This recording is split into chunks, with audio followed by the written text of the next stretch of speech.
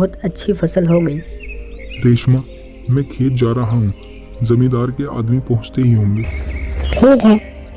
जिशान खेत में पहुंच जाता है।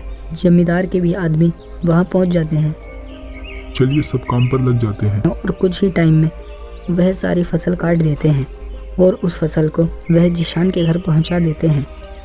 इतना काम तो मैं 2 या 3 दिन में करता, जितना अब तुम लोगों की मदद से कुछ ही घंटों में हो गया है। चलो आज का काम भी खत्म हो गया। काम खत्म कर जिशान सो जाता है। तभी घर के बाहर कुछ चोर बात कर रहे थे। एक चोर बोला, सुनो सबके सब, ध्यान से घुसना। अगर हम आज रात खाली हाथ लौटे तो सरदार जी हमें आज छोड़ेंगे नहीं। चोर ने सब बोरियों को जिशान के घर से चोरी कर लिया था। सुनिए जी, उठिए ना, आप देखिए क्या हो गया है।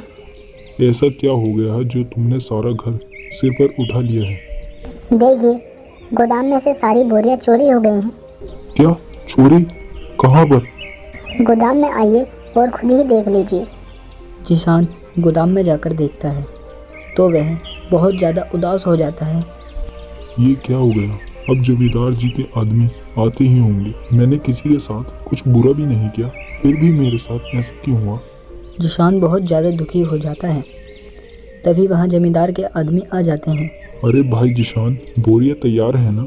नहीं भाई, कल रात किसी ने मेरी सारी अनाज की बोरियां चुरा ली। ये क्या कह रहे हो भाई? जमींदार जी बहुत ज़्यादा गुस्सा हो जाएंगे। तुम तो उनका गुस्सा जानते ही होगे। चलो उनसे ही चलकर बात करते हैं। जिशान और जमींदार के आदमी जमींदार के घर पहुँचे। क्या जिशान, तुम सब लोग खाली हाथ क्यों आ रहे हो? जमींदार जी, कल रात को जब हम सो रहे थे उसी रात हमारे घर से सारी बोरियां चोरी हो गई। कहीं तुमने और किसी को अच्छे दामों के चक्कर में वह बेच तो नहीं दी?